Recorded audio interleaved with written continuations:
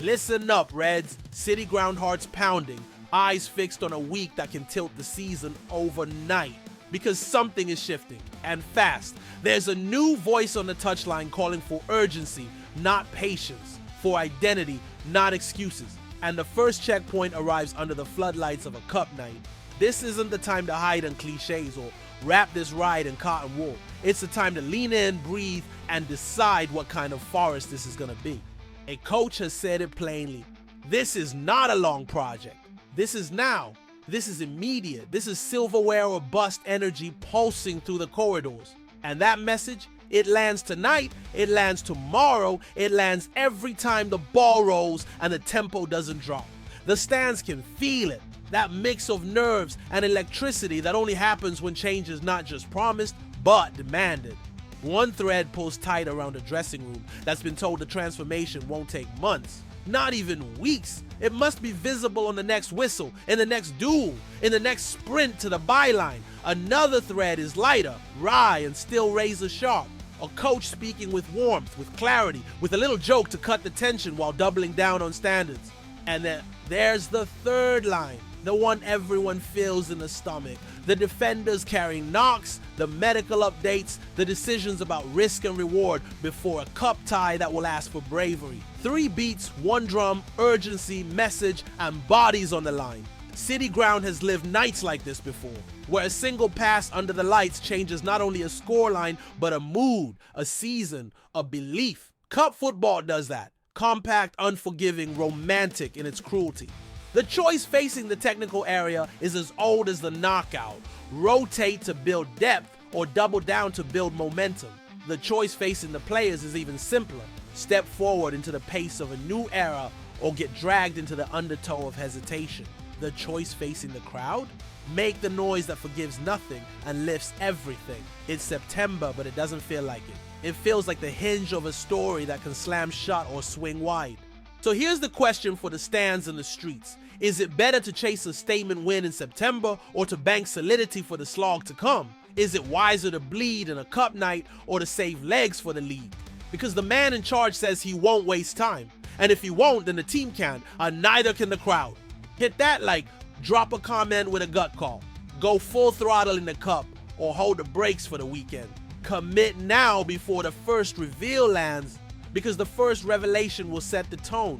And it starts with a promise that Wednesday is not a waypoint. It's a line in the sand. He is the voice that rejects drift.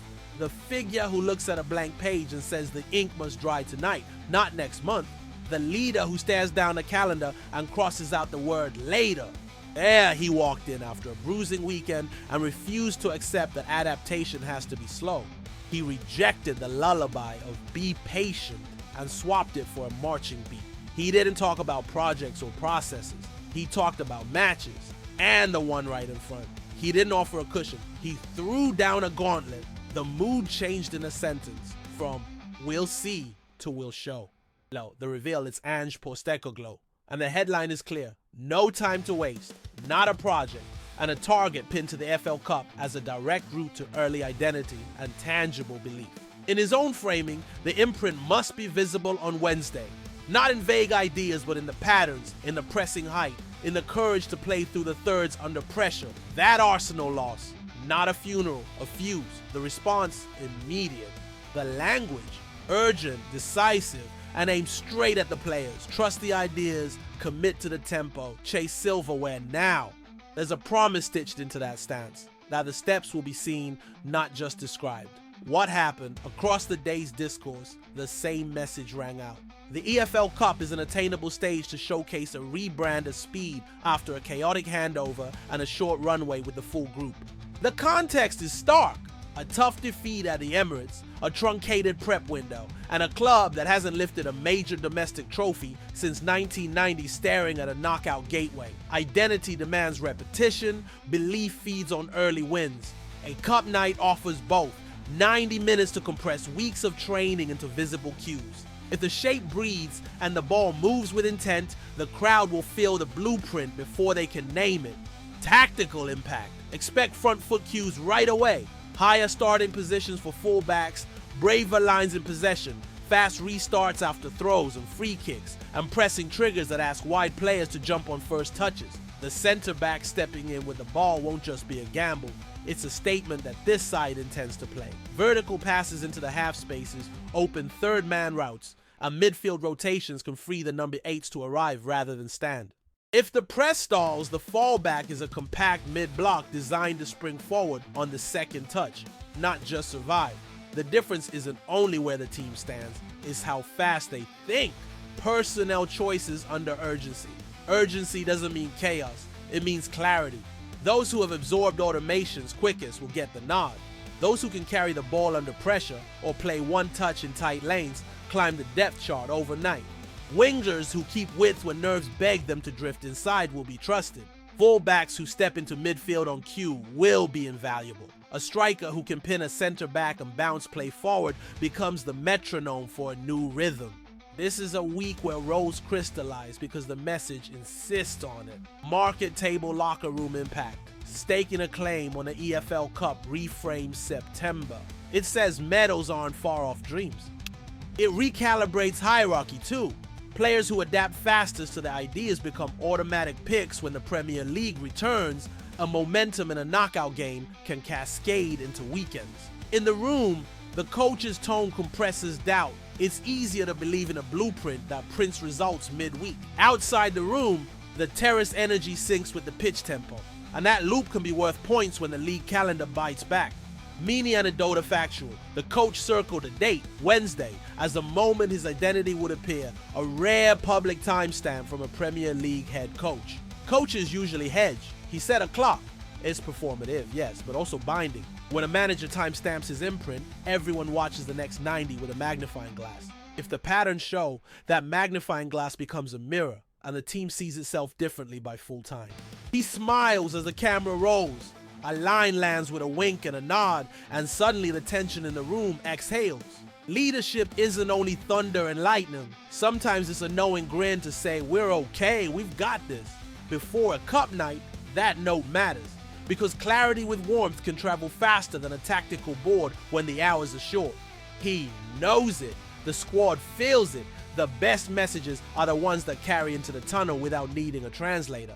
It's Ange again, a light-hearted analogy about management that feels like a valve releasing pressure ahead of Swansea, without backing down from ambition or standards. The clip plays like a message to the dressing room and the fan base at once.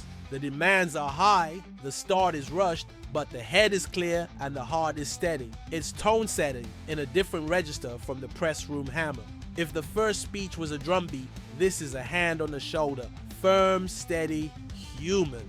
The video circulates on match eve, framing a coach comfortable in the spotlight and unafraid to humanize a job. This intersects with the broader refrain, urgency without panic, and threads neatly into the club's own signals about using the cup as a launch pad. Communication isn't garnish here. It's part of the match prep in a week of compressed sessions. The day before messaging becomes scaffolding for the players who will step into roles, some for the first time in this system. Messaging like this often precedes rotation with purpose. Not wholesale chaos, but deliberate minutes for summer arrivals with clear roles so the structure survives the churn. Expect defined lanes for ball progression, strict spacing for wingers to keep width, and one or two automatisms rehearsed enough to survive nerves.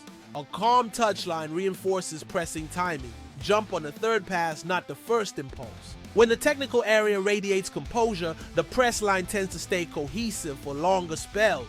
A manager who communicates cleanly buys time for ideas to stick and earns quicker buy-in from senior voices, vital when defending minutes are about to be stretched by injuries. It also eases the noise around a bad result, framing it as part of an accelerated build, not a wobble.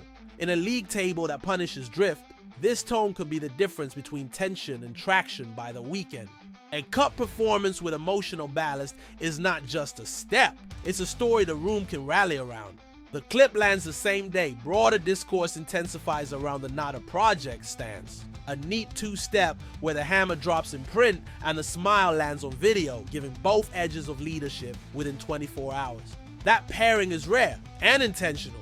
Teams often get the steel or the softness. This week, they're getting both. The scoreboard will judge the mix, but the psychology is on point. Loosen the shoulders, sharpen the minds. He limped, the breath caught, and every replay felt heavier than the last. Because some players aren't just names on a team sheet, they're pillars in the shape of a side. After the Emirates, anxiety spread fast. One defender already out long-term, and now the Brazilian center-back who stitches build-up to bravery wearing ice and a grimace. Then the question that swallows the week: cup minutes or caution? The answer matters beyond a single tie. It speaks to risk appetite, to leadership under pressure, to how a season is protected in its fragile early beats. Murillo's knock was described as significant, but the daily trend is positive, and crucially, the message from the manager is clear: caution for the cup, focus on readiness for the league. This lands alongside the already confirmed hamstring blow to Ola Aina, meaning depth will be tested, and selection for the cup will lean toward rotation down the right and adjusted rest defense. The tone is careful optimism, not denial. It's not a green light, it's a smart yellow. Proceed with care, expect improvement, don't force the clock. The update stamps 3 clear beats: soar on Saturday night, improving each day, threshold-based decisions rather than headline-chasing cameos. Medical clarity calms the room, ambiguity inflames it. With Aina sidelined for months, the backline puzzle needs immediate, internal solutions. A right-side plug that doesn't unravel build-up, and a center-back pairing that can handle higher starting positions without panicking in transition. Training ground hours before Swansea are spent on distances, cover shadows, and the first press after losing the ball. Without Murillo's carrying and split-line passes, expect a safer passing profile from the back and perhaps fewer early knife balls through the first line. Build-up may tilt toward full-back outlets and midfield drops to avoid isolation. Rest defense will need legs, covering for wider rotations and ensuring the first counter-press bite arrives. On set plays, responsibilities shuffle. Aerial matchups and screens adjust to protect the near post channel. If the press gets ragged, a mid-block with clearer horizontal distances becomes a safety net, with the instruction to collapse centrally and seed low-value wide zones. In sessions like this, coaches sometimes enforce 2-touch in zone 1 rules to slow panic and speed intention. The point isn't to kill creativity, it's to remove the aimless third touch that invites pressure. Another lever is a pre-agreed release pass, a diagonal into a winger's lane that resets shape high instead of low. These small rules can make an undermanned backline feel safer while still playing on the front foot. Cup minutes now become auditions, seize them and a weekend door opens. Fumble them and a hierarchy hardens when Murillo returns. In the league table, steady hands in September prevent October storms. Protecting a key defender now could pay off in fixtures that define the quarter season. Inside the room, the phrasing matters. He's sore, he's better every day, we're not risking him, turns potential panic into a plan. That's leadership, not just tactics. The manager's own words set the cadence. Significant knock, very sore Saturday night, improving every day. Fans remember that cadence when the team sheet drops. It frames a no-risk choice as strength, not fear. External whispers even suggest optimism for the next league hit-out if the daily trend continues. That's not a promise, it's a trajectory. In weeks like this, trajectories are everything. The space between a press conference and a first whistle can feel like an ocean. Words echo and swirl, and energy risks evaporating in the wait. That's where routines matter. A coach's promise of urgency needs rituals. The walk to the pitch with the pace dialed up. The rondo rule set to punish drift. The first team versus rest game broken into 3 fierce 10-minute blocks so lungs burn and patterns stick.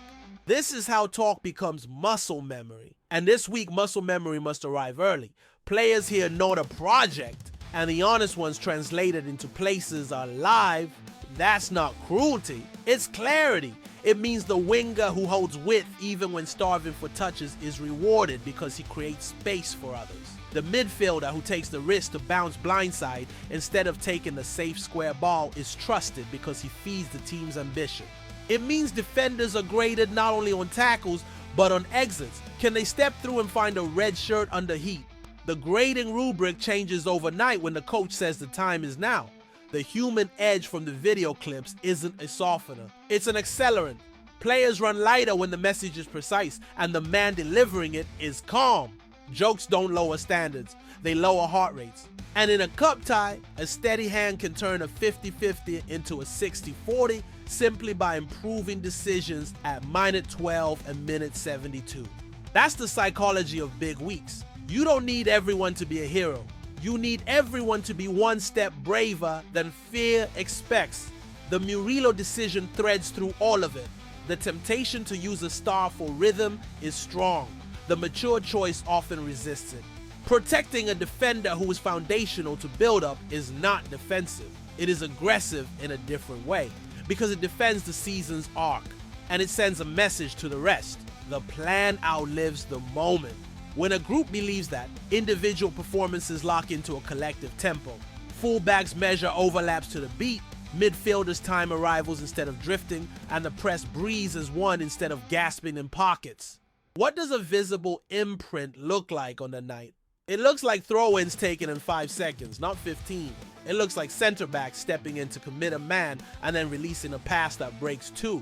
It looks like the winger pinning a line to stretch the block and the opposite fullback reversing into midfield to create the extra man. It looks like the first 10 minutes played at a pace that shakes off the hangover of a bad weekend and tells the home end, we came to decide this. And our urgency isn't chaos, it's precision under speed. What does this week say about Forest? It says the club is done waiting for permission to believe. It says leadership is choosing to be judged on a Wednesday night in the imperfect glare of a cup tie instead of hiding behind timelines and project talk. It says the room values clarity, urgency without panic, human warmth without softness, caution without fear. It says that injuries will not be used as excuses, but as reasons to be smarter. Most of all, it says that identity here isn't a brochure, it's a behavior. And behaviors show up under lights. The supporters have a role that numbers don't capture. They set the emotional barometer that players inhale. If the crowd amplifies the first brave pass instead of flinching at the first mistake, the team will lean into the risk that turns patterns into chances. If the city ground mentality travels into away ends and cup nights, a thread of defiance runs through the season. That's not romance, it's competitive advantage. Football is a rhythm, belief is the drum. This is the promise, come the next whistle, we'll know something real. Not the whole story, but a chapter that defines the tone. Does urgency sharpen or fray? Does humor steady or distract? Does caution protect or slow? The answers will live in runs made, in presses jumped, in legs saved and legs spent. And whatever the scoreline says, the season's hinge will have moved a notch. That's the gift and the terror of weeks like this. They count twice.